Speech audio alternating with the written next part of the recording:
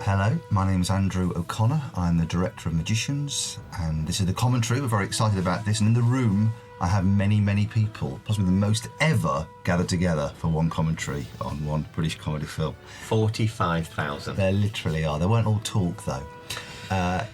First of all, we have our two stars, David Mitchell and Robert Webb. Hello, I'm Robert, I play Karl. I'm David, I play Harry. We have the two writers of the movie, Sam Bain and Jessica Armstrong. Hello, Sam Bain here, one of the writers. And Jesse Armstrong also writing. Not at the moment. I am. Literally. All this is grist to the mill. And the producer of the film, Mr. Ollie Madden. Hello. So, rather than us all just talking over each other and seeing who can be the funniest, we thought we'd sort of do little sections each, although we may still pop in and say stuff. So, starting us off, I'm Mitchell and Webb.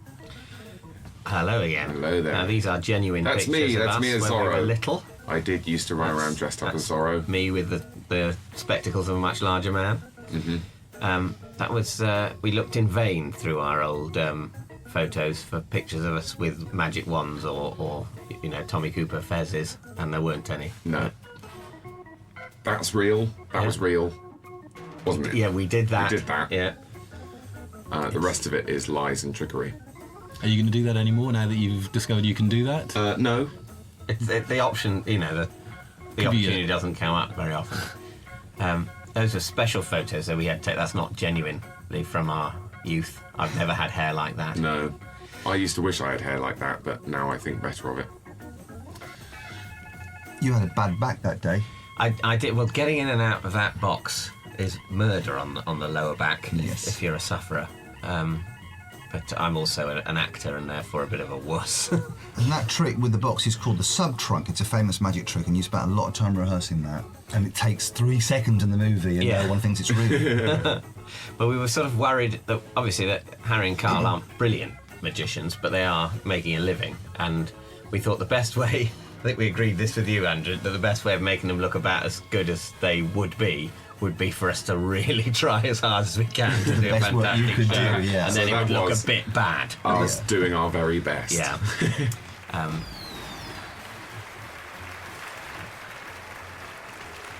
And that was in a venue in Butlins, that theatre. That was a real theatre.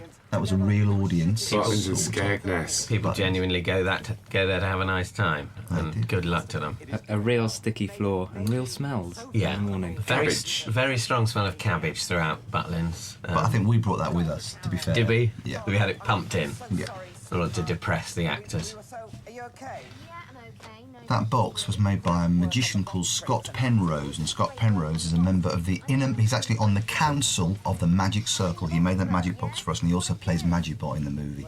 And that means he has powers to destroy people with the blasts from his fingers. He literally can do that. Was he one of the members of the Magic Circle who threw you out of the Magic Circle? Oh, He jeez. took you by one leg and one arm, while Gandalf took you by the other. Yes. Ridicule Chucked the you into- circle, man. This is hard Chucked you enough as it into a is. Skip. I made a TV show that got me thrown out of the Magic Circle. What was it called?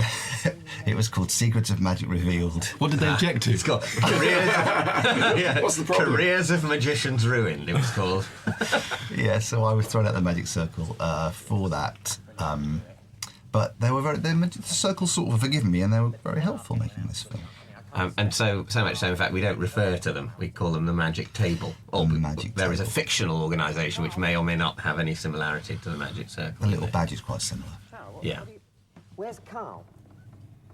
But I think when Sam and I were doing a bit of research on the film, you directed us to, are they the International Brotherhood of Magicians? That's the conference IBM, that we went IBM, a to, big magic. You went to a real magic convention, didn't you? Yeah. Later on in the movie, you'll see it. where they were doing real magic.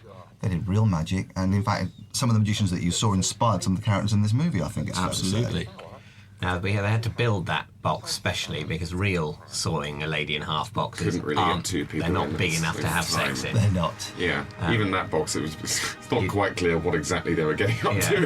It just looked like they were having a bit of a one-person nude, one person with clothes on cuddle. We've all enjoyed them. In story, The film way. in story times, it's supposed to be oral sex, but I'm not sure you could have got down there I in don't that think so. box. My wife made that very point. Did she? Yes. Filthy-minded wife.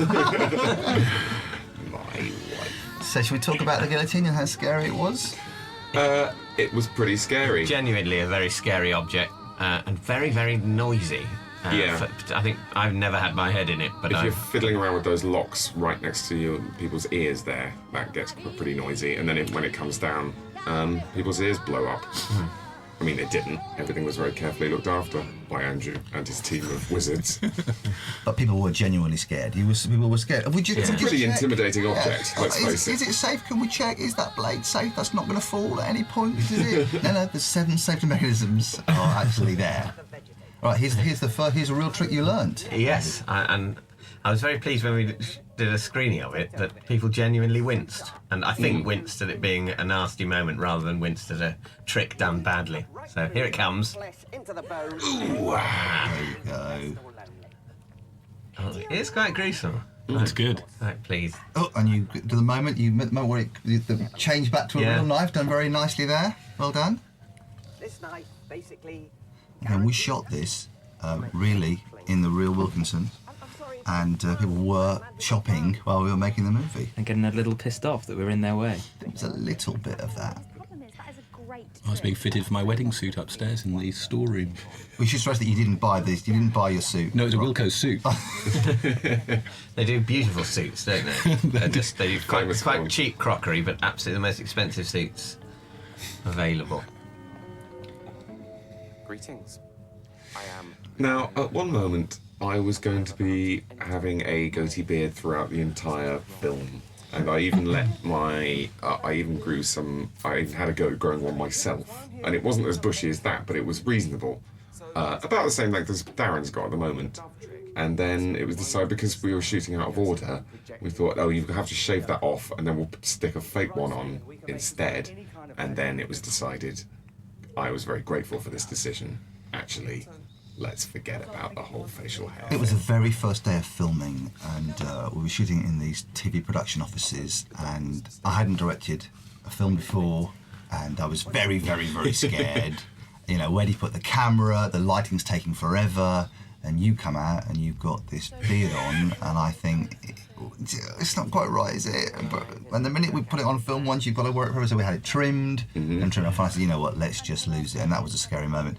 Sam, Jesse, who was there that day? That was me, yeah. I remember that. I think the problem is that when someone who you know doesn't have a beard comes on with a stuck-on beard, it's impossible to tell whether or not it looks real, because you know it isn't real, so it will always look fake to you. But also, I remember you couldn't talk You never freely with it on. really can. You never really can talk properly with it when it's just glued on in a good old British TV or film kind of way. I think they have more special methods on films with bigger budgets, maybe.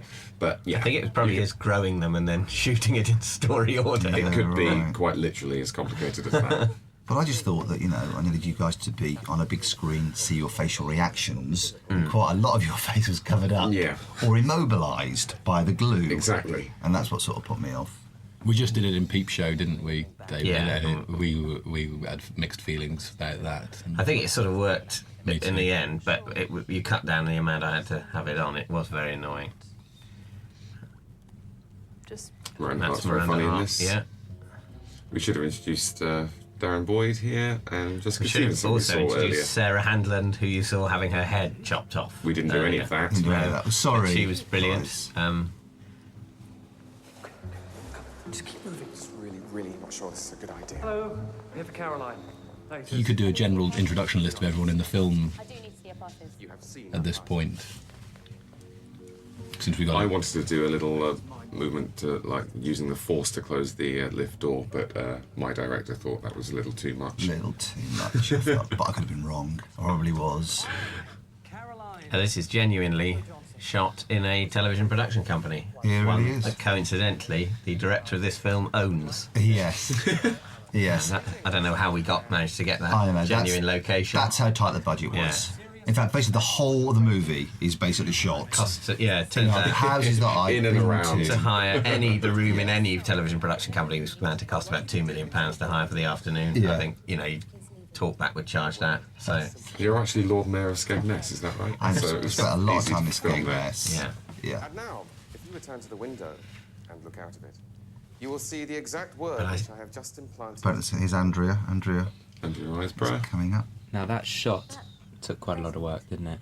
Yeah, we shot it in lots of different sizes, and then in the end we resized it in the edit to make it slightly closer. We really did shoot that off the bridge, Westminster Bridge. Had to get permission from Tony Blair, is that right? We did, for the Dickwood. Can you hang Dickwood on a banner? Yeah, he insisted on monitoring the afternoon's filming. There's Andrew looking very, very beautiful. Director of photography, James Welland, I think makes a lot. You look great as well, obviously, Rob. She's Thank you. Particularly gorgeous in that shot, I think. And here's a trick coming up from you. Yes, a little bit of sleight of hand. And this was the scene. This was our first scene where we were going to shoot this with the beard. This was the very first day's film. Yeah, it would have looked shit, wouldn't it? Exactly. Wow. Here's a trick. Here we go. Have my car. And I actually did that, and only on the third or fourth take, fifth. Yeah, and I think I went like that. Can't quite hear him. Oh, well done. In my scared first day of directing sort of way. Like This was the first day, wasn't it? Yeah, very first day. And this line coming up now, Walk with me, Carl. that was put in later. It wasn't really there. Magic behind the magic. So here you go. Sort of magic behind the magic. No, this is a genuine magic shop, isn't it? Genuine What's magic it, shop. Is it called It's Davenport? called Davenport's Magic Yeah, Shop. and it's in underneath Charing Cross Station. It is. And isn't it the oldest magic shop in London? I think almost definitely, yeah. It used to be in Great Russell Street opposite the British Museum. And when I was a child magician, I bought my first ever tricks there. And the man who sold them to me is in the movie. You'll meet him in a little bit. I think it's a shame that they had to move from Great Russell Street to underneath a mainline station. I imagine that day wasn't a happy day for that business. Although it is quite great the way it's you all the other shops are you sort of turn right when you come out of Charing Cross station and you're underground, and it is sort of like something slightly magic because you turn left and there's no other shops and nobody would walk that way except for somebody who's going to get some magic stuff. So it feels, I think it is kind of... There's a little bit of the sort of Diagon Alley about it. There definitely is. It really is, yeah. We just saw Marek Larwood and Tim Plester, who play the magic geeks And in the indeed, film. Mitchell and Webb and Bain and Armstrong stalwart Jeff McGivern there. So this is nice. Yeah, Jeffrey. And that's Jessica Stevenson, who we didn't introduce when she was in Wilkinson's, but now we can. Here she is, with more time. The song in this scene changed a lot, didn't it? We had originally Bonnie Tyler, Total Eclipse of the Heart. Yes, That couldn't where be Jessica cleared. kept turning around during the turnaround bits and miming all the stuff. It was a happy day, wasn't it, when we got clearance and also agreement from everybody that we should do Gay Bar, because I think Sam and I, we spent quite a long time, and we all spent quite a long Writing time it. listening to lots of little tracks, thinking what would be good. People always ask me if Jessica made the movements up herself. I always go, no, she didn't. Yes, she did, though. Did she? Yeah. That's not true, is it? Well, she made up some of them. The fallout from nuclear war, she did herself. Right. I think a lot of some of the others are written. I think you literally did make a cloud like an atomic bomb going off. Yeah, didn't you? yeah. It was a script. Yeah. Not taking anything away from her brilliance. I think she's. But the skin falling off and the shock of her hair falling out in the fallout. The acid rain. The acid rain, which is there in the performance, that was not written. I guess we should talk for a second about Jessica. It was quite a difficult part to cast this. And the fascinating thing about casting a movie is that people come in, and we were all there, all of us. Well, not Robert and David, but Sam and Jesse and Ollie. And people would come in and read the script, and sometimes it just wouldn't be funny. They just wouldn't get the cadence or the rhythm of the script. But then some people just came in and had a natural feel for it. And Jessica, absolutely, from that very first audition, She's amazing, definitely. she sort of claimed the part, didn't she? She's a dream actor to write a film because she kind of makes everything real and everything likeable and everything funny. That's not funny, though. No, That's definitely not funny. Well, again, we spent a lot of time on this about the editing choices. Do you go close? Do we cut to David for reactions? And in the end, we just sort of decided, and Sam, you felt this very strongly, that we should just have a wide shot and let her just perform. Well, it's kind of that car crash moment, isn't it, of David's reaction, which makes it, hopefully. What was your favourite bit? The bit where you were on the floor. What's your favourite bit, David and Robert, of the movie? So look, Of the movie, Yeah. it's not magic. Not of the dance. I'll let you know when it happens. Well, It's too soon to say. Maybe at the end we can all decide what our favourite moment of the movie is. That'll be exciting. Yeah, so what you're saying is basically keep tuned. Yeah, do not go away. Or fast forward, that's your choice. You can fast forward hoping that you'll catch it. Yeah, but what jewels are they going to miss on the way? That's a very, very good point. None of us at this moment know. No. Very nice selection of shirts we put you in, David. 4 to 8 years. Yes, Yeah, I lots of- was very comfortable in those That's shirts. like a Actually, very magic shirt, actually. I think it was Ollie that said I looked like a Nigerian taxi driver. I may have made that comment. So that is the real Darren Brown, Carl watching a bit of Darren Brown. who let us use some footage from his TV show. Courtesy of Objective Productions, Andrew's company, again. Absolutely, yeah. Thank you, Darren, for letting us use your clip in the show. David Blaine poster, that's a real David Blaine poster in the background there. Oh, I didn't notice that. And there's a shot that we cut from this scene in which David and Harry ask Karl whether he wants to go to the competition, and Karl looks up at a poster which Otto has designed for him, which is a spider diagram planning his career.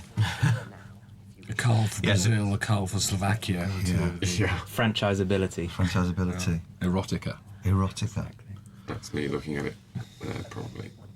Oh no, it's coming up. Yeah, Anyway. so you'll really notice this. He looks up to a poster and we don't cut to it.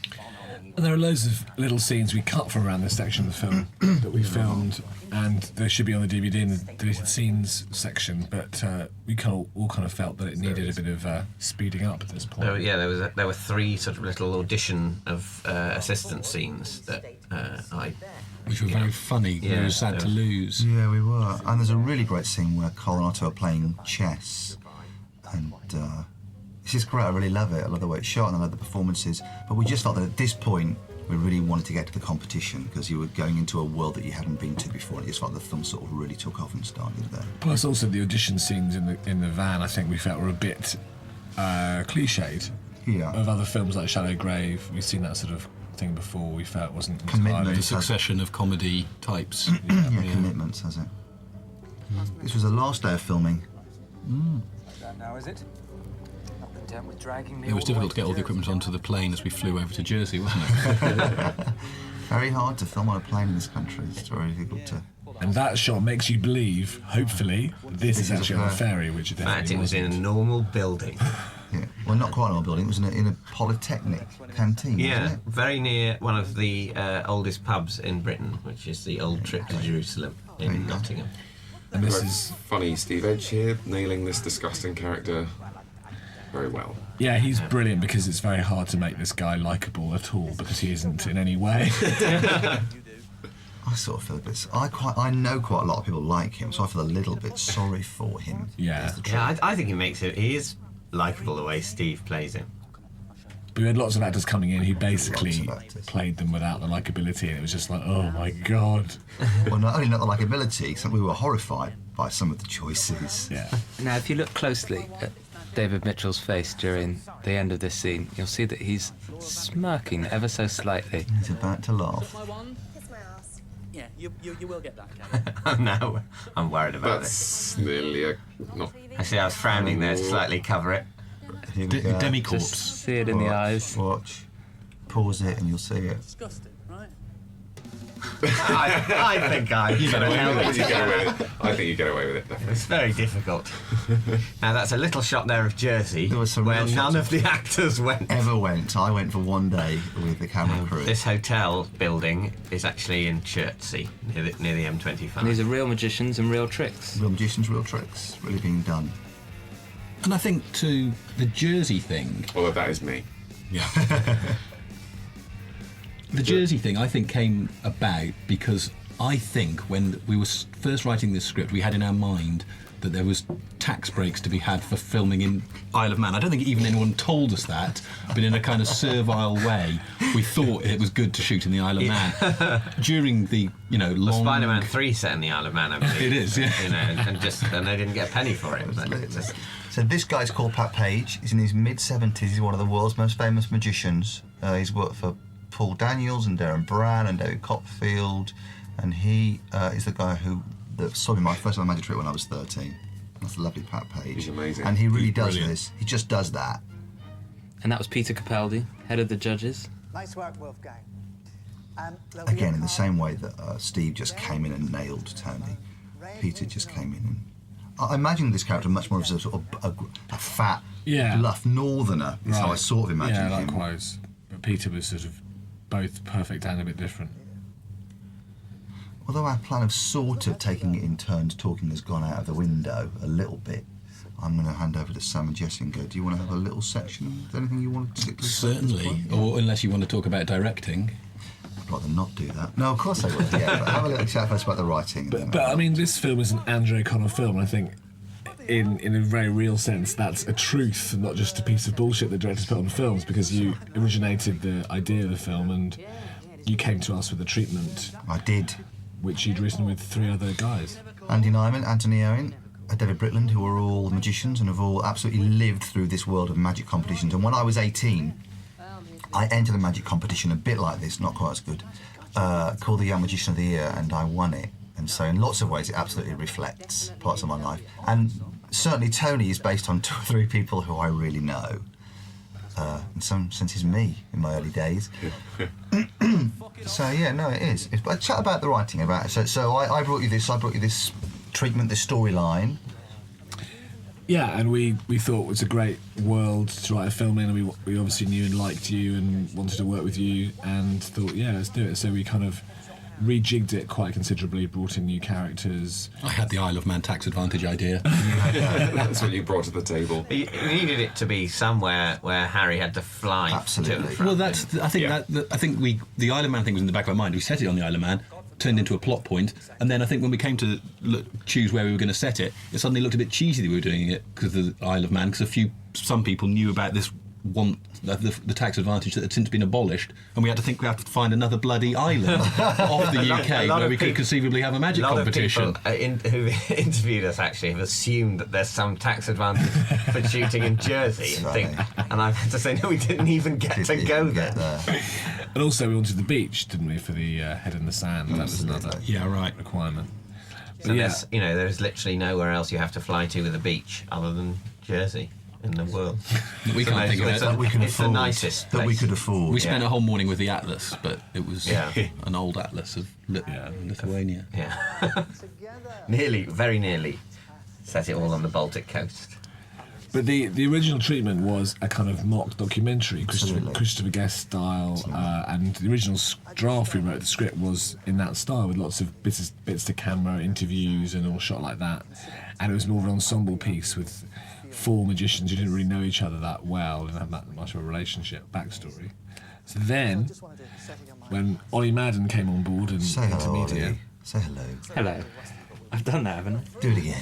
Hello. And, at that point we knew we wanted Dave and Rob to be the lead, so talking to you, Ollie, we sort of decided that we'd dump the mock doc thing. Ollie chomped on his cigar and said, make it a normal picture, guys.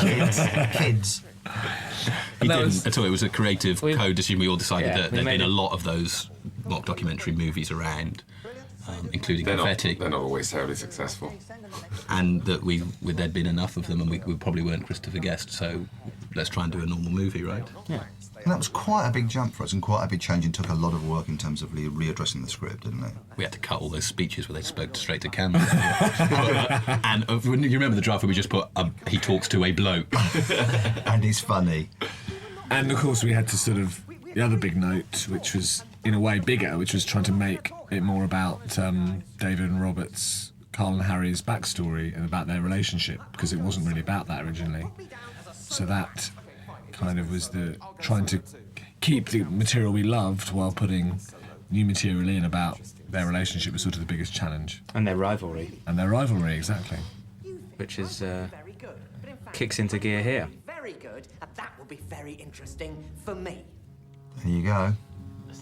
Karl takes off the red jacket. Yes. His former... It's really Jersey. That was really Jersey. It isn't really Jersey. Skegness. Mablethorpe Beach. So Sam, tell me more about the writing process. I sit in a room and you sit in the corner crying. Thinking of tax advantages. One of you does the vowels, one of you does the consonants, am I right? Yeah, well, we sort of sit together in a room thinking of ideas, and then we go off and write dialogue separately because we need our flow, don't we? We need to get our flow on. Yeah. We need to check our emails.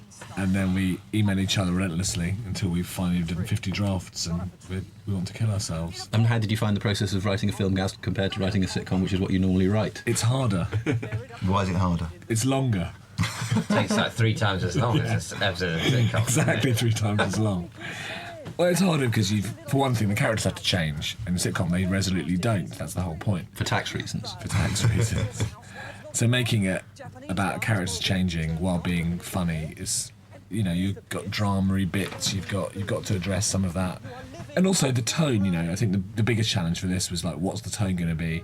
Because Peep Show, we knew what that was, and we can do it sort of full series, and that's fine. But this was: is it a big, broad comedy? Is it a sort of dark, edgy comedy? Is it a mock doc, or is it not? And all that sort of thing was kind of the most difficult thing to get right, I think, for us. What would you call it now? Just sort of hard-edged rom-com. Hoot nanny good time. That's what they're going to put on the poster, isn't it? A hoot nanny good time for all with Jews Holland. Is Jews Holland going to be in it?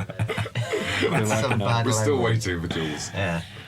Yeah, it's a rom-com with lots of unnecessary swearing to piss off the parents. Yeah, there's a little bit of that, isn't there? I'd like to say that I can't drive, and yet in the film it looks like I can drive a quite large van. Who was your driving double? I don't know. It's like He was our runner with a wig. Oh, yes, yeah. We never actually see him behind the wheel. He's just wearing your jacket. That levitation kit is total bullshit, of course. That's not how the We tricks know work. how you do the levitation. It's And not it with isn't anything done with like that. No. You sort of wanted not to tell us how the tricks work for quite a long time. Then when we were actually filming it, you sort of couldn't anymore because we also Scott. Because it's disappointing. The thing is that any magic secret you find out is, it's that, right, okay, is that it? Right, okay. Your favourite quote is guarding the empty safe. Yeah, magicians are guarding an empty safe. Oh, When that's you a open it, good there's nothing quote. there. Yeah. There's nothing to That find. makes me think, though, that your programme, Secrets of Magic Revealed, was probably really full of No, we had to create amazing methods to give away. That's the Oh, right. irony, though none of them were the real methods. Apart from a couple. How many series have you had commissioned? Many to So you around the genuinely, world. you Jonathan Creeked it all up? Made it seem... I Jonathan created it. That's what we did to make the methods more interesting. That's just what we did, yeah.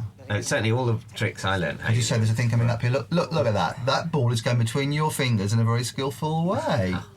Well, thank you very much. How long did that take? Well, I was sort of fiddling with my balls in front of the telly for about 3 weeks. This is gold. A couple of hours a day. Should have put this in the film. This level of repartee. She says, say it, Harry, say fuck them in the arse. My mum was sitting next to me during the preview and just whispered, don't. She likes you so much, but doesn't like you saying horrible words. Oh. Yeah, and can I just say, if you are a first-time director, my main advice to you is don't set a scene in the back of a van, because it's very, very hard to shoot a scene in the back of a van because there's no room to move the camera around. Looks nice. That's Yeah, a it little looks tip. I quite like the way that scene's just basically all on one shot, isn't it? Yeah, there's a very good reason for that. Yeah. Couldn't move the camera, and we didn't have a lot of time. Saves. It just makes the acting a lot less of a nightmare. Yeah, no, sure. In the edit, Lucien Clayton, our brilliant editor, put Velvet Underground over this first scene, and I've always thought of it like that. And I just thought I'd mention that because I thought it. I'm sorry. And probably you couldn't afford to keep it on, I imagine. I don't know. It's one of my favourite moments, actually. This line that you don't even hear him say. Probably puts poo in a handbag. Seriously, I really love that. That he gets a laugh and you don't even hear him say it. I love that moment. It's one of our first rules of screenwriting, isn't it? Mention poo a lot, gets a laugh. Yeah, mention the poo. I mean, this morning I just sat down. She mentioned James Welland again here, and just how lovely this looks. And when they sit in those rich velvet chairs, how lovely they both look. Isn't it? And all this just does look totally like a hotel, which it Yeah. absolutely Wasn't. was not. Was it a RAF? Disused RAF, what was it? You Sort of said? officers' mess, yeah. Dorm We didn't mess even have type to dress thing. it that much. We put in some furniture, but all the panelling and everything was basically as it was, including the carpet. Rather gaudy, deep pile carpet. When we were wrecking for the movie, it was a really important question. What's the hotel like? That would really set the tone for how, was it like an Alan Partridge, very modern motel? Was it a very old-fashioned hotel? It really helped set the tone for us, I think, and the look for the movie. Occasionally there are ghosts of RAF fighter pilots, but most of those don't show up, do they? Occasionally. No, I that's think a only special filter on the if camera. you're watching in Region 2, what region? I don't know. What region are we in? We're in region 2, aren't we? We're region 2, I think, yeah. Things have come to... Britain is in region 2. Unless this is a pirated copy, in which case it's any region. Ooh. So that is Scott. If you're that is watching a Scott pirated Penrose. copy, just think of the jeopardy to future film production that you're Yes. causing. Fact. So that is Scott Penrose, who was the magic consultant in the movie, who is in the Magic Circle, very importantly, and plays Magic Pot. And this is But Jessica, that's genuinely not his being... real act, though, is it? That's not, I must stress. Well, No. well, to be fair, it's sort of the real act, only he hasn't got a silver face. To be completely So honest. it's worse than the. No, it's not. Well, he doesn't robotic movements, but he does produce doves. And to very make the well. dove flap its wings, you do something with your fingers. Finger That up doesn't its arse. sound good. You don't stick your you finger just, like- up any orifice of the dove. You simply make it move like walk, and walking makes it flap its wings. You stick your finger up its ass. I think we've Well, learned that's what something David's today. doing now. That's what's happening It all in the story connects. terms. That's the joke. I might leave the levitation kit here in my room. This was all ADR, wasn't it, this scene? Yeah, because the way the trick works, it makes a noise every time the levitation The goes up. little and magic elves that do it when you start chatting. And they go, "Ugh, the They just strain." don't understand film. Oh, no. ADR being additional dialogue recording that was recorded after. Yes, the actors literally, you have to try and match a performance. It's very difficult to do, I think. That was the main always reason that sounds Ollie a- ran on set was to explain what the acronyms meant. VCR, video recording equipment. But it's worth saying while we're talking about the writing process, as we're meant to be, but everyone is having a great time all over us, that Andrew is incredibly collaborative, and not so one of Sam or I went down to set, I think, every day of the shoot, which Every we single day. used to doing on TV shows, but it's not always the way it works in film, and it was very nice to be there every day. Other writers look at me with jealousy and sort of go, wow, you got to be on the set, you know, you're amazing. So it was very, very nice for us.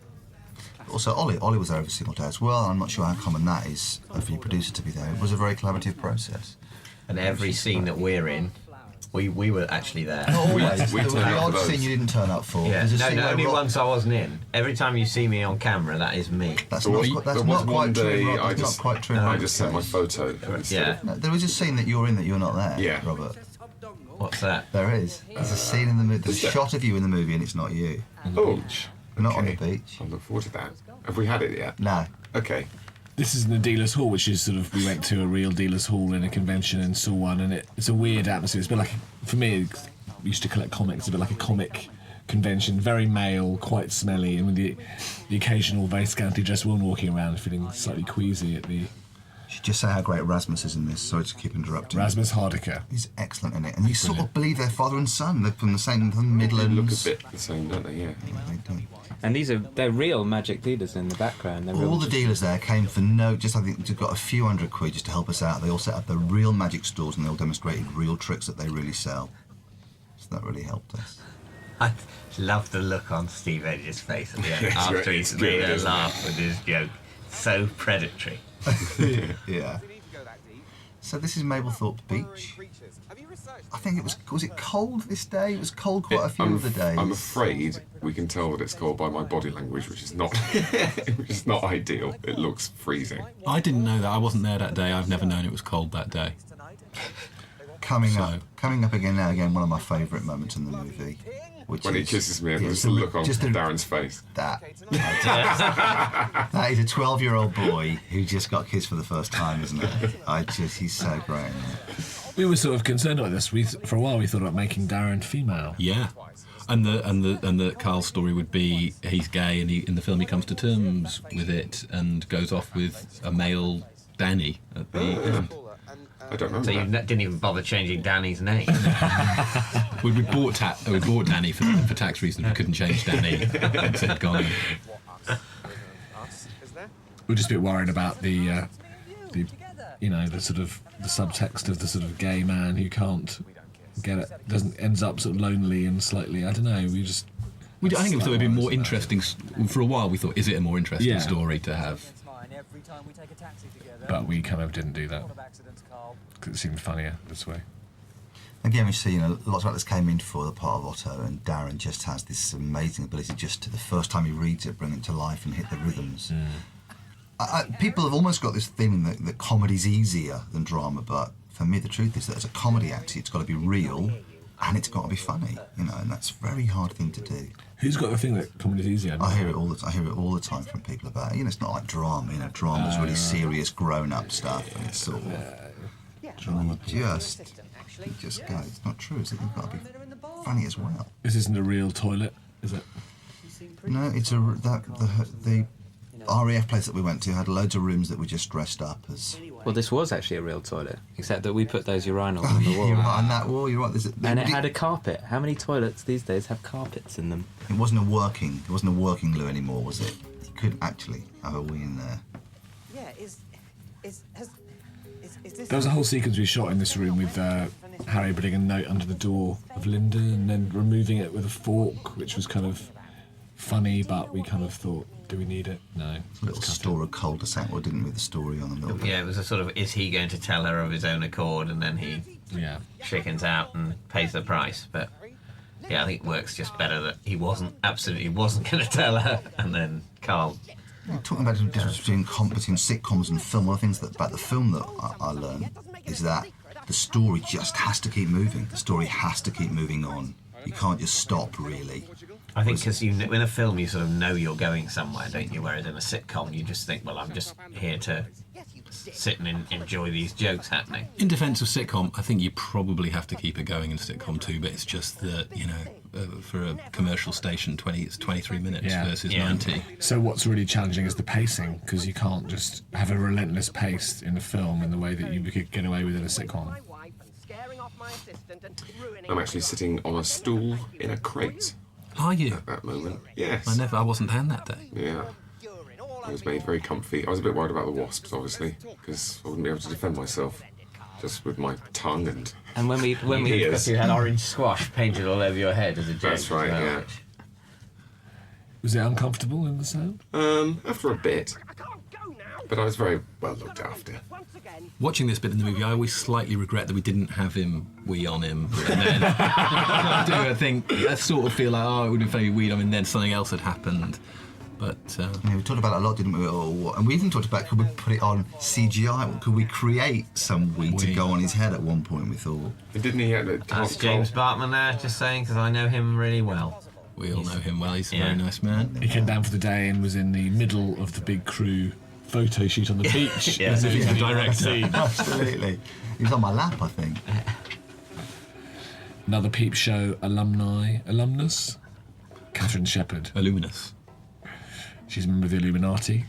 She's very funny. And in the background, on the far right there, is Alex Ferguson, our line producer, who gives an excellent performance. Good performance. She looks over turns at the exactly the camera. right moment. She's stealing this scene. In the first take, I made her take her sunglasses off. She wore sunglasses in the first Brilliant. take. That's the kind of thing, you can't put a price on that. No, take That would glasses off. have destroyed this Destroyed scene. the if there'd whole been thing. some But it's idiot only going to be with Alex listening at sunglasses. this point anyway. Someone in the background with sunglasses or a Darth Vader helmet.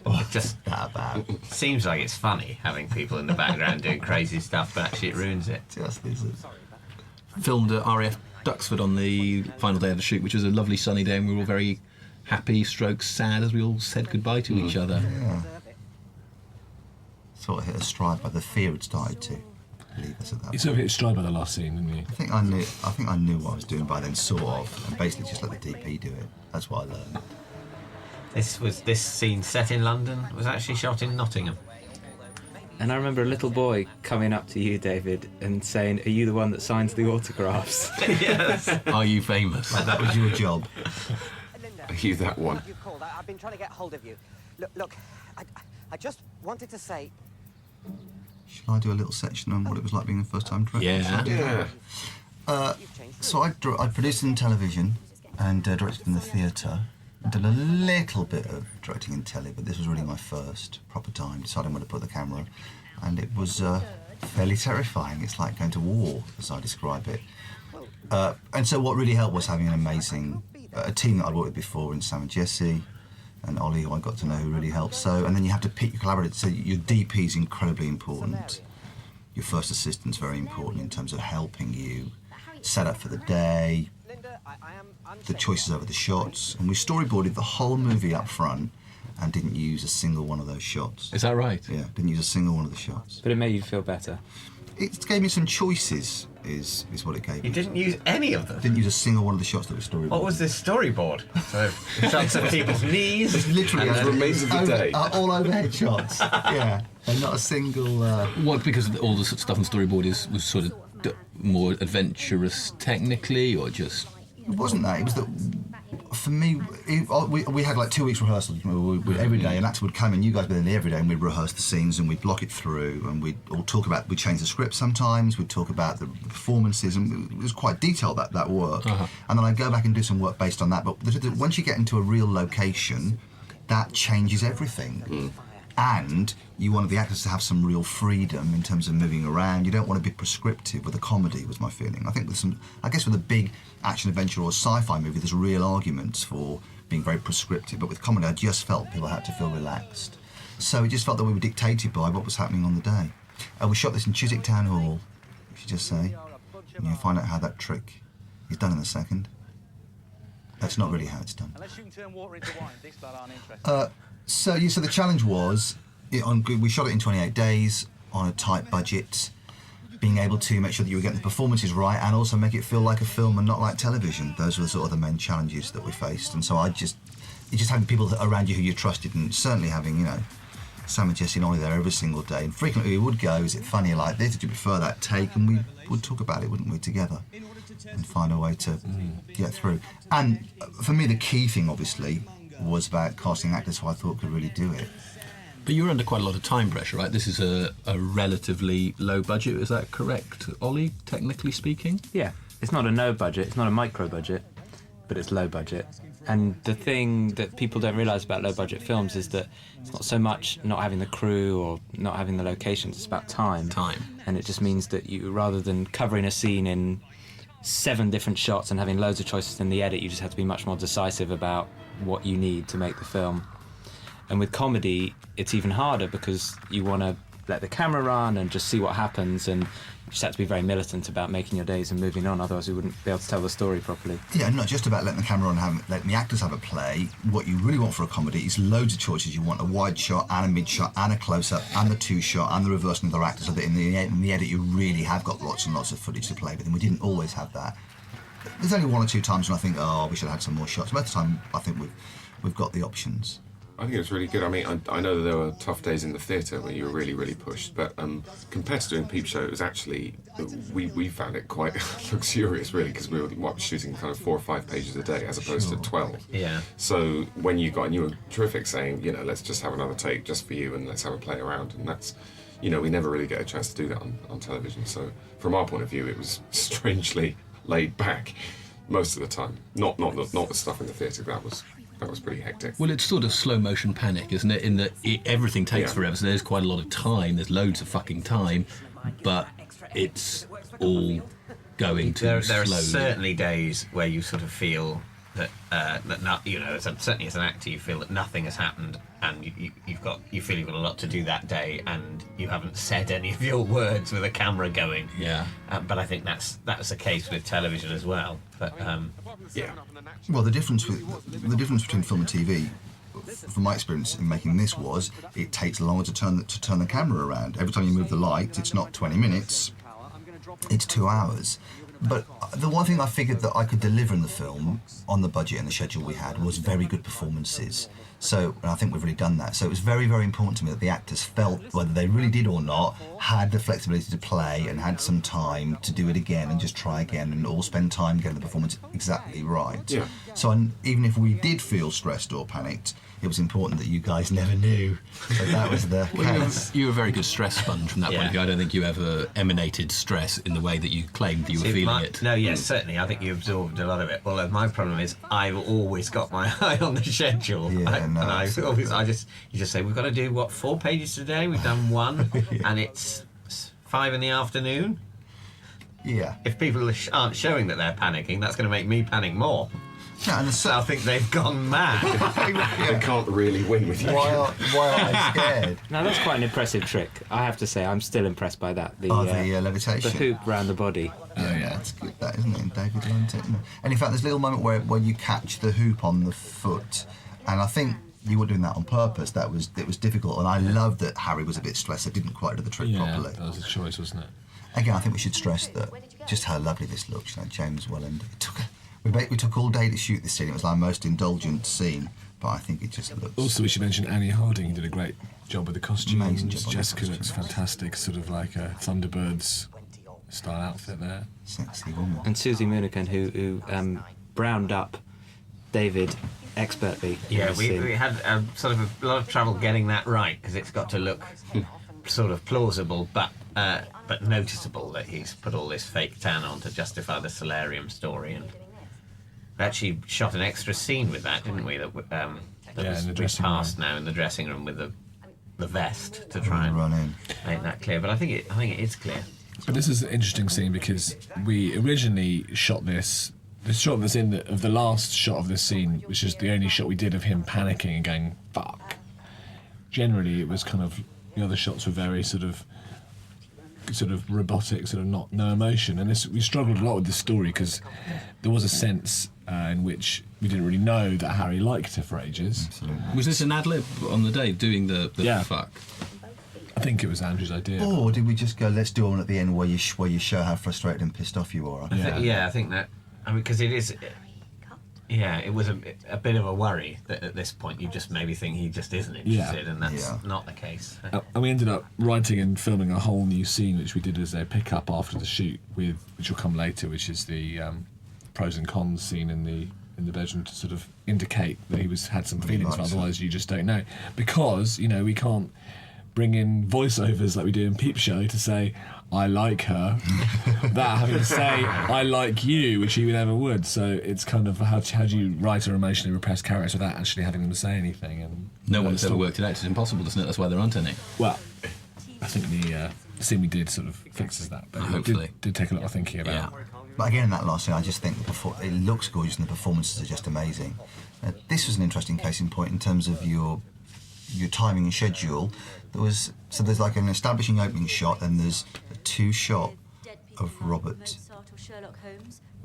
and Darren, and then there's a two shot of Rosie and James. And there's two singles of you, singles of Darren, but I didn't have time to pick up singles of the other two actors, and so in the edit there wasn't quite the coverage. And again, that's the amazing thing about editing a movie is that you can change the whole essence of a scene and where the laughs come by when you go for close-ups and when you stay out. This scene was based on a real interview me and Jessie did years ago when we were worried about how he'd going to come across in this interview with the Times about a programme, and we had a code word, Courtney Conti, who was a producer we were working with at the time, which we were going to drop in if we were uncomfortable with what the other one was saying. So we never did, but we thought it was very funny and used it in this scene. But you didn't have to use the code word. No, I think we should have done, but it was too late because I'd already put my foot in it. What did you say? I said we'd redefine the mainstream. What was the show you redefined it with? It was Days Like These, the disastrous I think ITV you might prime have done, because I time. think the mainstream's sort of been going downhill since then. Yeah. So I think you possibly redefined it as defunct. But it was also based on two incredibly depressed. It was those two TV execs. We went once to meet the two most depressing TV execs we'd ever met. Yeah. A guy who looked like he thought he was going to be fired, like not the next day, but later that afternoon. Yeah. And his young, much more up assistant. Yeah. It was a great pairing, this, and I love how tired and depressed the man is, and how you sort of James is imagine going for that. earlier in his career he maybe worked on shows that he cared about, and now he's just. Yeah, I said to him that you used to be at LWT making big Saturday night shows, and now you're on cable. Yeah, exactly. Doing most dead people who've come alive again, walking around in night vision shows. You should say it's James Smith from The Thick of It and Rose Keegan, who's very funny. And originally we wrote that character as Chinese, and I have to say it is a slightly depressing fact that there are no non-white actors in this whole film, because we're really sorry about it's that. great to try and write those characters, but it's just difficult when someone comes in who's really good like Rose and you think, well, she's brilliant and she should do it. It's just annoying. It'd be great Another to write. challenge with the movie was to try and get the tone of the performances all to match up, so people weren't doing different sorts of comedy acting. Yeah. And so our casting was very important from that point of view.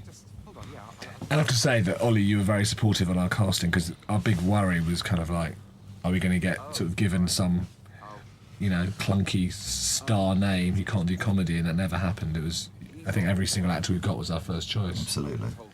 Ollie, do you want to have the floor for a little while and talk about how you got involved in the movie and the process and how it's been? So I'd seen Peep Show. I was working at a company called Intermedia and that made this film, and I thought Peep Show was one of the funniest things I'd ever seen, and I decided that it would be a good idea to sort of flagrantly copy the Shaun of the Dead spaced model and figure out if there was some way of working with the Peep Show people to make a movie. And I harassed the writers, Sam and Jesse and Andrew, until they admitted to having written a script, or had a script called Magicians, which, as I said, was at that point a mock documentary, and I read it in a single sitting, which is quite rare, and I laughed out loud in my office on my own on at least 10 occasions, which is even rarer. And then by that point there were a few other people who wanted to buy the script and make it, but we were quite aggressive about it and managed to get into business. And then Ollie was very, very aggressive. He would not take no for an answer. Is that right? Yeah, and I love that in a producer. I was going, well, we'll do the next draft, I'll pay for it. No, we want to get involved. He was fantastically aggressive. He's a very aggressive man. He looks aggressive, he's just generally He's aggressive. physically aggressive. It's too aggressive. It's the one word you'd use, isn't it? I would cross him. Yeah. I did, earlier on in my career, I worked for Harvey Weinstein, the founder of Miramax, and he has a technique which is when he wants something in business, he just doesn't stop until he gets it or doesn't get it. And so I sort of took that approach with this. Well, it worked, well done. And then we started quite a long and thorough process of creatively developing the movie and also putting the money together for the movie, which sort of worked in tandem.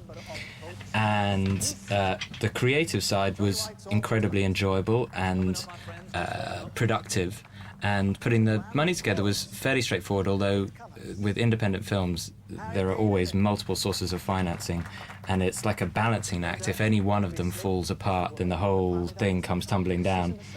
And a week into shooting this film, we still hadn't what's called closed the financing, which meant that things were still being paid for on credit cards. And I had no idea of this. Imagine, I was scared. It was my first movie. Can I do it? What do you do? We had close to 100 people all in one place shooting who hadn't been paid yet for their first week of work. And someone was being difficult about a deal, and it looked like the whole thing was going to fall apart. And I was literally writing the speech that I was going to have to give to everyone, saying, "I'm really sorry, guys, but the show's over." Bloody hell. That's the first time We Robert and didn't David know have heard that anything story. about that. Well, I knew about that because I was in the car with you and you got the phone call at 6 a.m, which I shouldn't really have been, but I didn't tell anyone, but I knew it was kind of edgy. But would you have closed it down, or would you have asked him to work for longer without any money, or would you officially would have had to say for insurance reasons? I think you would have had to have closed it down, because there would have been 20 or 30 people who would have been happy to carry on. There are a lot of people for whom this is just a job and they didn't really particularly care about what it is or whether it happened. They were just being employed, and you can't expect people like that reasonably to work for no money. Although, just to jump in, another difference I found about making a movie to television is that in television, people just finish one job, go straight into the next job, and they might make 3 or 4 series a year, but it's a career. But I really felt making this film, there was an extraordinary commitment from the crew, that they would, work incredibly hard, do longer hours, and just do whatever you wanted to. I've never felt that real extraordinary commitment before. It was amazing. Should just say that we had some amusing negotiations that we had to get into to try and keep those lights in the background on. And there was one particularly surly and actually racist In Skegness? owner of an arcade who was not very cooperative, but then reason prevailed and we managed to... Money prevailed. Can I just introduce Alex McQueen, who's about to appear on your screens, who's did a brilliant turn as the Stooge, another Peep Show guy, but from the thick of it. And he's quite brilliant. This is probably coming up as my favourite scene in the film. If I had to pick a favourite scene in the movie, it would be this scene, if I had to pick one. I think. He is fantastic. Brilliant performance, a brilliant piece of writing, a fantastic monologue. Yeah, and I just love your reactions to him, Robert. I just love when we go to the 2-shot and you see you look like this place a complete nutter. He's great in it. And Ollie, did you refer to it as an independent movie? Is it technically, it is? It's a hybrid in that it is independent because it's not wholly funded by a single studio, but Universal are our distributors in the UK and a number of other territories, and Got involved pretty early. got on. involved. We're incredibly supportive and enthusiastic about it. A guy called Ben Roberts, who had seen Peep Show and loved it, and fell in love with the script as soon as he'd read it, and they've been with us all along, and we're incredibly supportive and great. Still, And it's so part of the thing. Do you have to say that for contractual reasons? I happen to know it's mostly true. It's also Amazingly, it is true. It often isn't, but that is true. And one of the sad things about independent film is that so many great films are made, but then never get distributed. So literally, about 50 people at a festival get to see them. And what's wonderful about working with a proper distributor is that lots of people get to see your film. So yeah. Still reeling from the news that a week in it might all have stopped. Don't tell David What things like scenes were we this. He's doing already a weekend? imagining What day conspiracy. we really gone, and that's a wrap for today. And actually, come to mention it, Thanks, for the whole thing. sorry.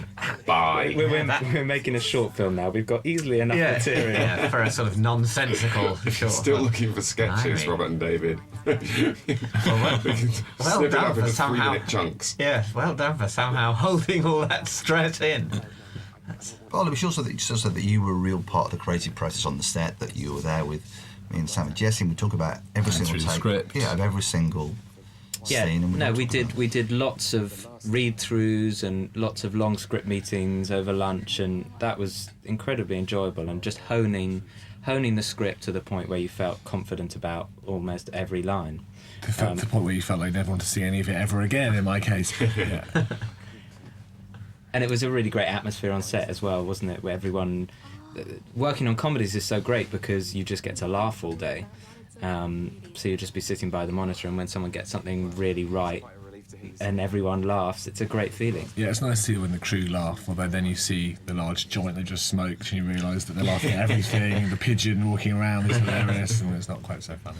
Robert talked earlier about, I'd often say, okay, now just do a take for you to have a little play, just do whatever you want. And virtually every shot of you in that scene there is when you were just playing and messing around. Oh, really? Yeah, just sort of having fun. And this is the scene that you talked about earlier. Yeah, which we sort of found out after we'd written it, that was sort of similar to the scene in Friends, which is a bit annoying, but I didn't know that when we wrote it. So They do a pros and cons list, don't they? apparently. Yeah, it's good series to rip off. We didn't do it on purpose, I need to stress. An artist We're only so accidentally unprofessional, we steals. don't even know what they put in their shot. But am I right in saying that this was a reshoot? After we watched the film, we thought, is this relationship additional work? photography, we like to call it. Additional photography. And did part of the note come from Scott Croup?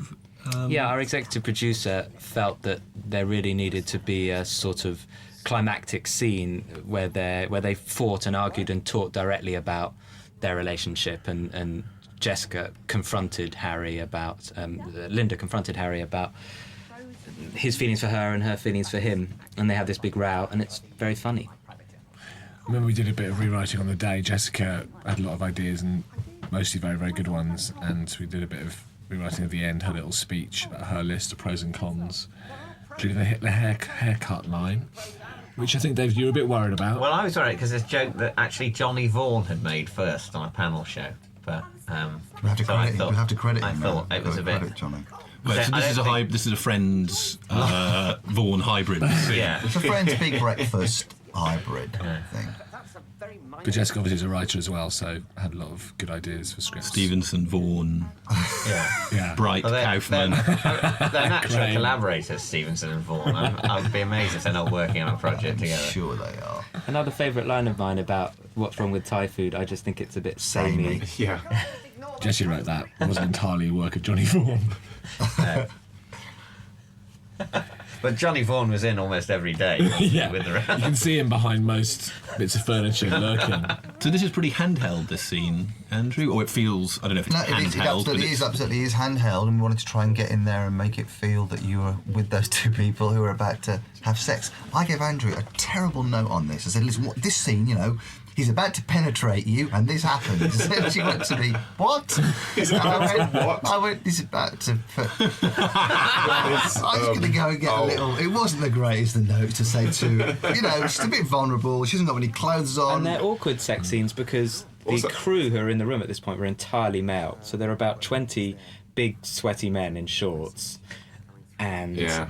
Quite Andrea. apart from you're not wearing much, it's quite tricky to block two people in a bed because they're sort of. Has more flexibility. I think that's we tried it several different ways. Yeah. Didn't we, dear? Positions. Well, I have to say, it was Ollie's big idea to put her on top of him. You were very, You said That was my whispered, contribution. You whispered to me, she should straddle him.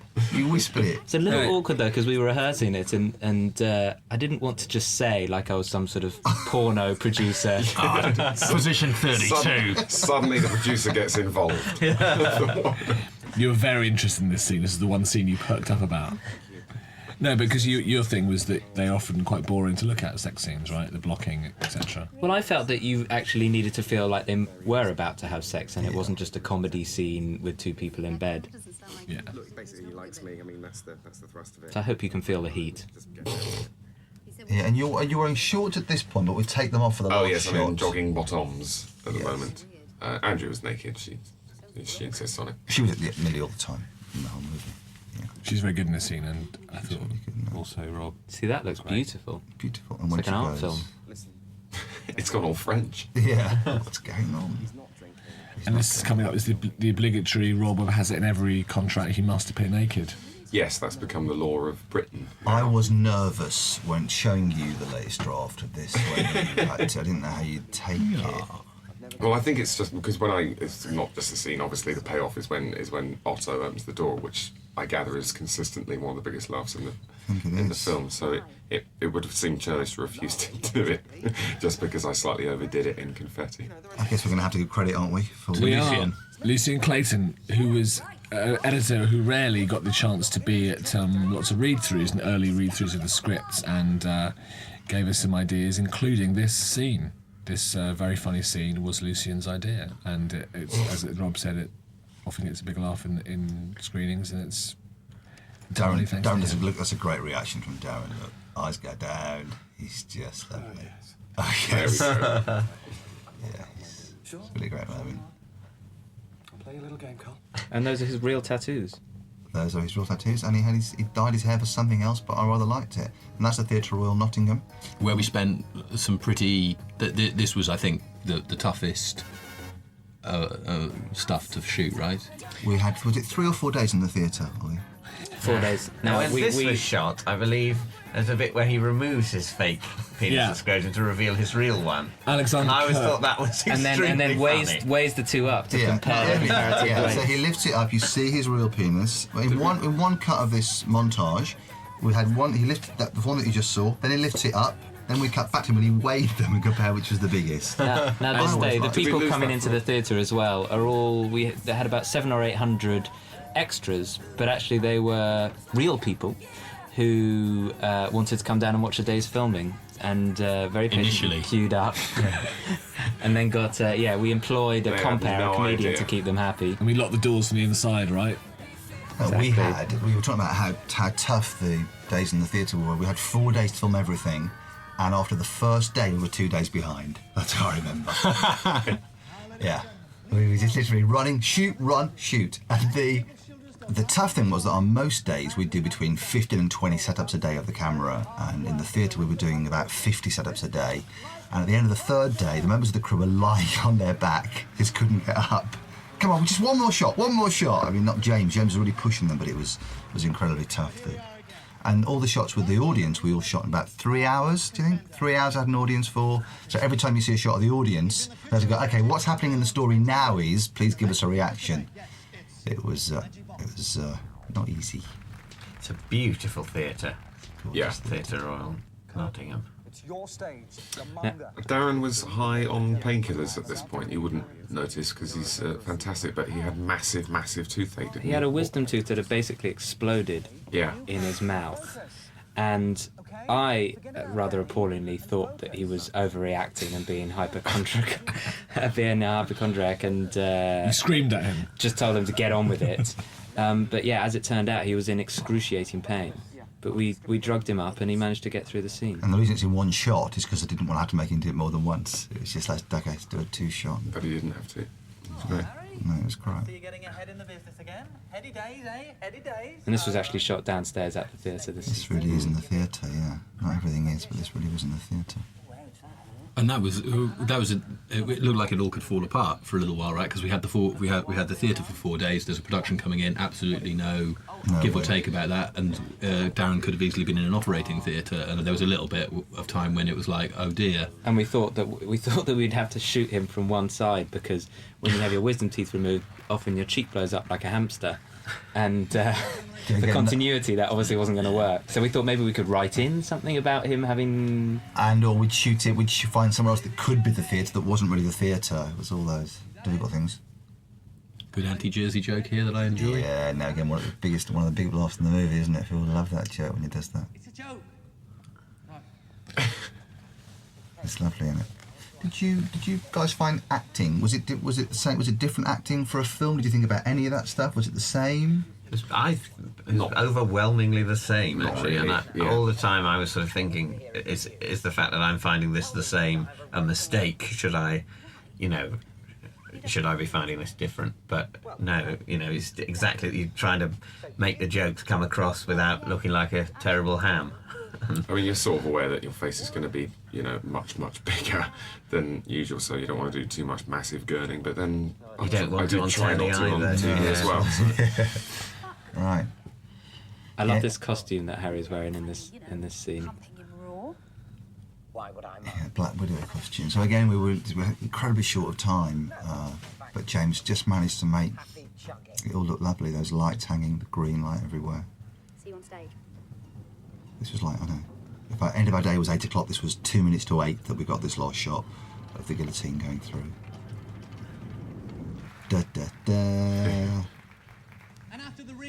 So this is a real trick, real flower trick, that again he had to practice and learn. Can't tell you how it's done, but the timing's very important. Did Scott Penrose create this trick? Didn't create it, but he certainly brought it in for us. He had the van. He had the van, well, he had the He prop. sourced And it. He sourced the You can see a prop. couple of empty seats in that last shot of the audience, Yeah. and that's because that shot was done towards the end of the day, when It's all had enough. the unpaid extras had thought, sod this. Yeah, I think they were slowly discovering that watching a day's filming isn't at all like watching a film. It's watching 40 seconds of a film again and again. Yeah, unless you've got a job, a movie set's a very, very boring place. Good evening, ladies and gentlemen. Although Jessica went out and entertained the crowd with a Q&A. She had a little chat with them, didn't she? Until people started asking her about her sex life. Did you ever sleep with Simon Pegg? That was pretty much Yeah, the that was first a bit question. Yeah, that's not right, is it? I shall cast the spirit sphere at total So random. here's your mind-reading act. Mm-hmm. And you said that you really practiced throwing a ball over your shoulder into that. I did. Well, we were basketball. chatting about something else while the scene with me practicing. But yeah, no, that was a good 2.5 hours in that hotel And you practicing. did it. You did it. Yeah, eventually, because I thought this could be something that takes a very long time to shoot. So I didn't want to be the guy who holds up the entire film. So I can't get a simple basketball in a hoop over my head. Backwards. So the big trip's about to come up, and again we had a stunt coordinator come in and help us work out the trip and the hitting of the head, and we shot it in lots of different ways. And I was really scared that we wouldn't be able to edit it and turn it into a moment that really worked, because you've got to really believe that he's knocked out. I love the slow motion. It's a big great. turning point. It does look vicious. Such a good thought. But And Alex McQueen, I think, very gallantly agreed to let us shoot that about 15 takes of his head hitting the ground. We did it a lot. And then Lucian, our editor, edited it, and pretty much from the very first preview we did, we didn't really change the cut of the trip. He sort of got it right first time. I was really scared about it. Adrian Hood there, very good security guy. The human mind. And good. So I will now search the spirit zone. And in writing narrative terms, the ending was the thing we spent the most time trying to get right. Yeah, there was a lot of different endings to the film that we went through. Yeah. Well, for a long time, at the end, it was Linda who went into the guillotine and had her head cut off. It wasn't Karl. That went on for a long time, didn't it? And there was a whole sequence of Harry being the guy who came on stage in the middle of Karl's act to help him out. Yeah. And contacting Carol, his dead wife. And they were, yeah. Yeah, so that now Harry went, oh, no one will help you, I'll help you, contact Carol, yeah. Sort of like the way it works the other way around. Yeah. But it was your idea, I have to say, Andrew, to do the Karl volunteering to be guillotined as the climax, which I think we all felt was the ending. Sort That of brought them back together again, didn't it? Yeah. Sort of felt. Otherwise, it was sort of two endings: Karl's ending, then Harry's ending. And you really want to see that guillotine at the end. I Oh, think, yeah. You know. Yeah, we always had the guillotine going down. I think. Yeah, I think we did. So as you can see, there are, if you look very closely, in fact, sometimes the audience members change their places because we had to move them around, so people vanish and disappear next to our actors. That happens quite a lot. just like magic. Just like magic. I'm sure you do. So you're about to go mental here, Robert. Yes, indeed. And we did various levels of mentality Yeah. for us to have the choice in the end. No, we had a good old play with that. A few journalists have actually been surprised that we come down quite hard on mediums and people who exploit vulnerable people by pretending that that they can talk Yeah. to the dead. It's been Allegedly. quite, people have been quite, some magicians saying, well, a lot of people believe in that kind of stuff, and, surely, you should be a bit careful. And you go, well, no, it's nonsense. These people who pretend they can talk to the dead are lying, and they're exploiting people who believe that. But the people who believe that are culpable to an extent because they're that stupid. So that's the shot. That's the shot that you're not in. That isn't you. Oh, that was me. walking past. Ah.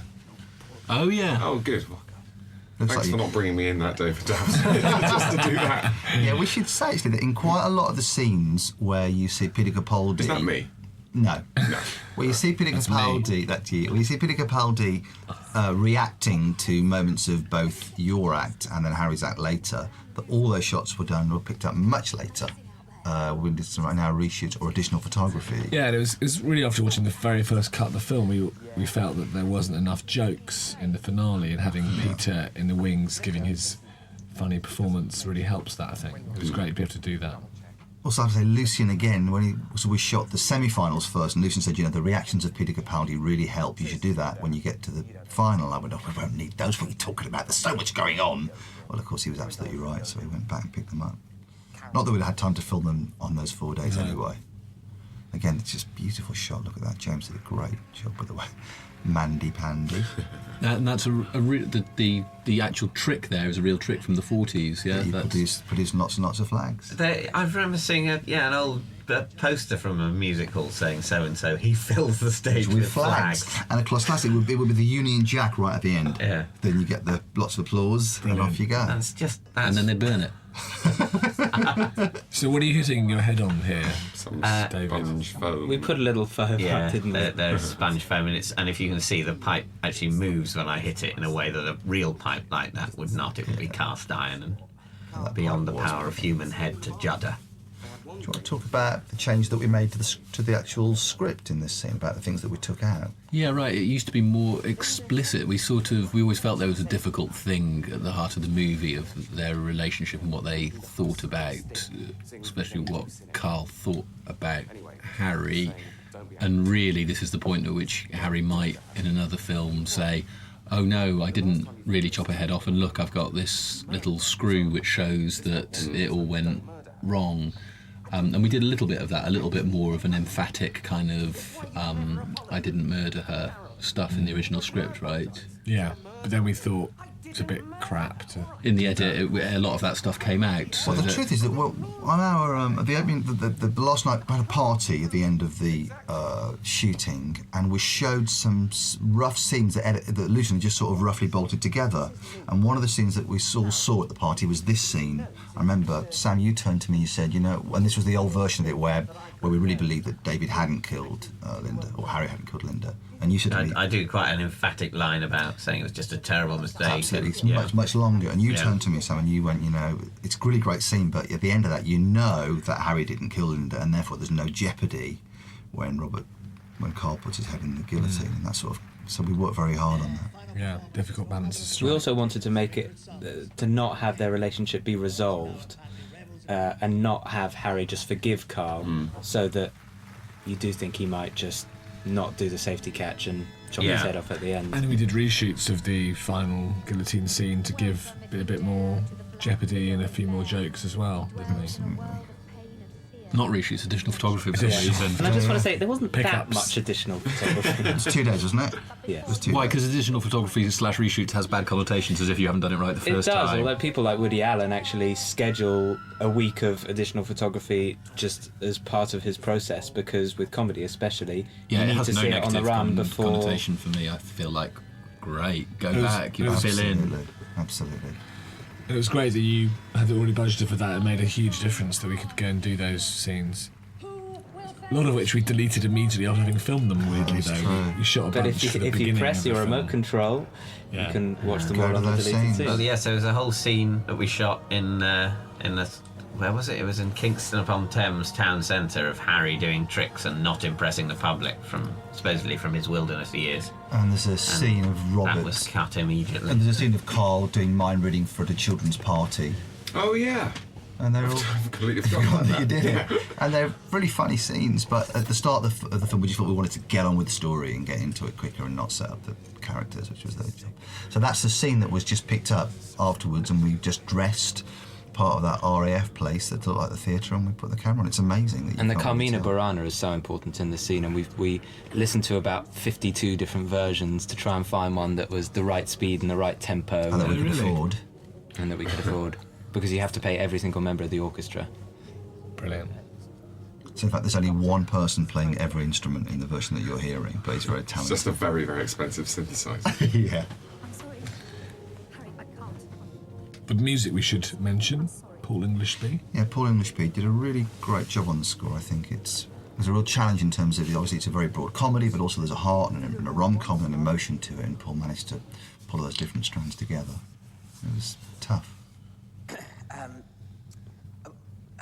Well, He played it all on an instrument called the orchestronium, didn't he? Where he played, it's like a tuba, but it has all the different instruments. Well, the truth is, in reality, he recorded the soundtrack at Abbey Road. I came in and and that was saw a you there. really Very fantastic exciting, day. yes. All these, and they actually record the score of the movie to the shot, so you see your movie and you're there playing live at the same time. It was really exciting thing. Here we go. Look, it's all going to be all right. They're back together again. Our two heroes. Now there is a logical flaw in the setup, the magic setup of this ending, which no one has ever commented on other than you, Jesse. Yeah. Which is, how does he know? Well, obviously, they need a fake head for this trick to work. That matches Carl's head. Yeah. In my head, what happens is, I think There's some other method. that it's not a fake head, that his whole body drops. But it looks like it's just his head dropping. Yeah, Yeah, and that's then- what I imagine. And then he goes Yeah. through the trapdoor on the stage and runs up to the back. Yeah. And weirdly, I this hope this isn't scene... the first time you're watching this movie, because if you haven't watched it, You've normally made the it. first If time, you've just- chosen to watch the commentary first, that was a then big mistake in terms of plot. yeah.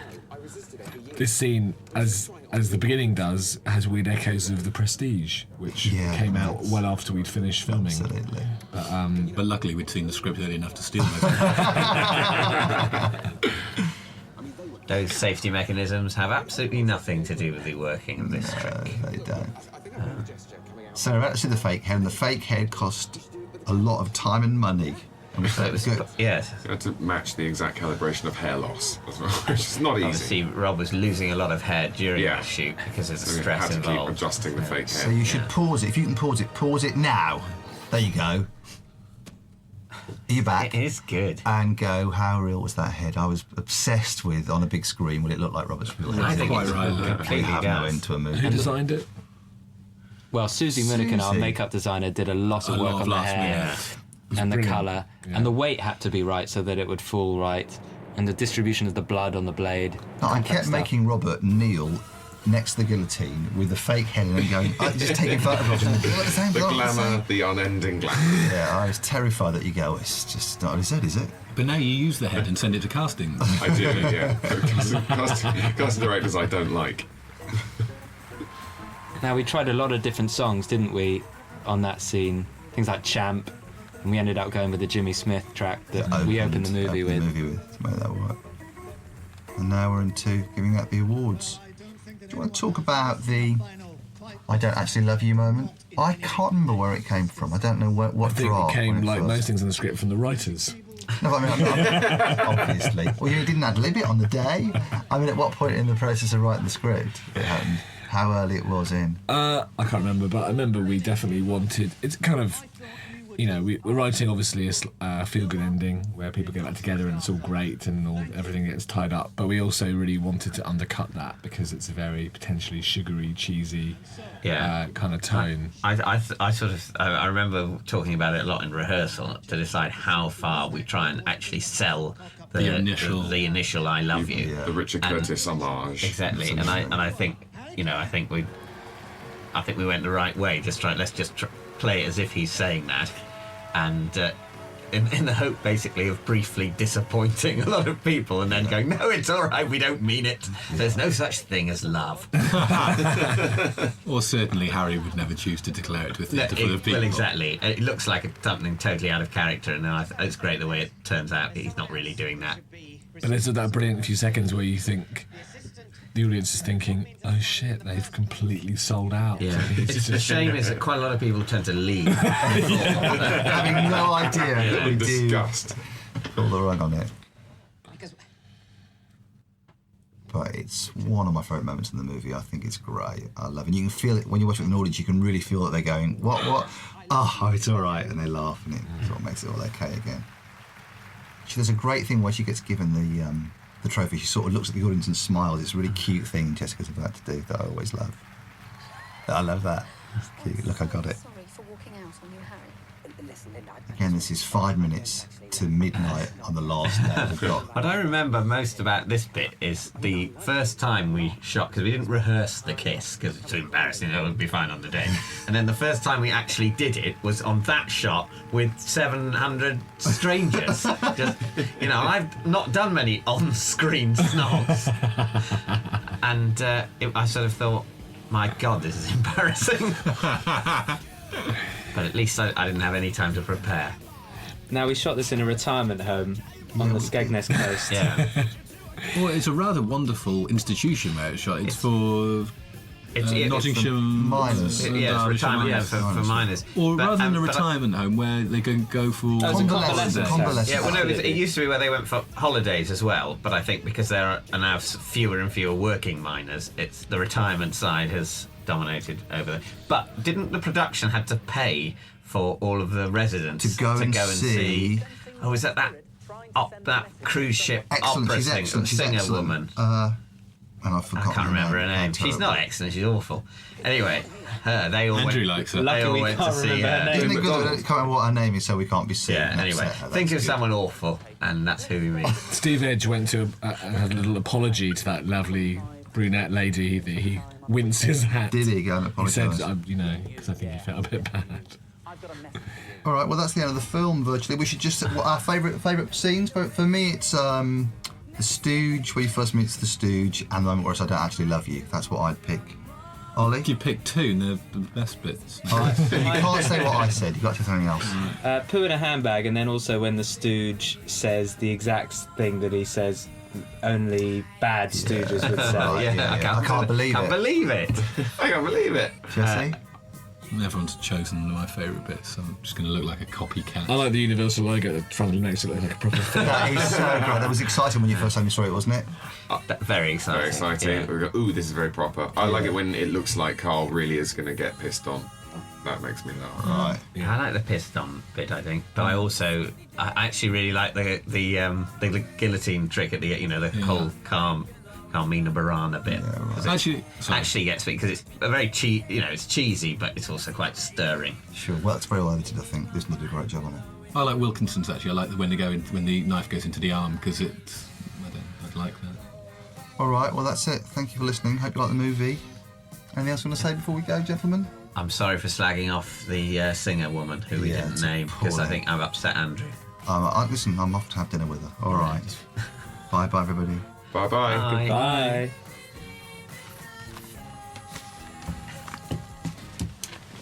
There you go. Commentary for our movie.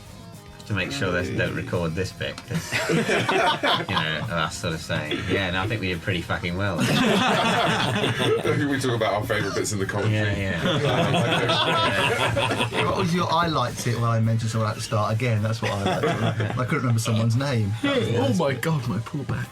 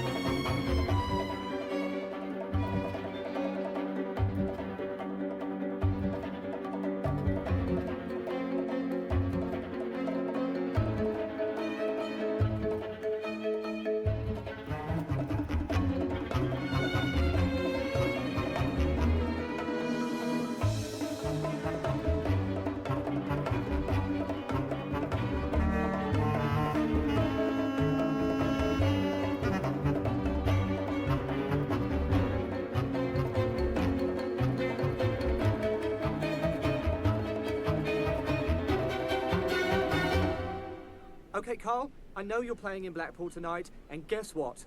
I'm in the sand, Karl. I'm buried up to the neck in the sand. And the tide's coming in, that's right. So you gonna come and dig me out? Because I'm not doing it myself. Come on, Karl. Come get me. Really hope you get this message.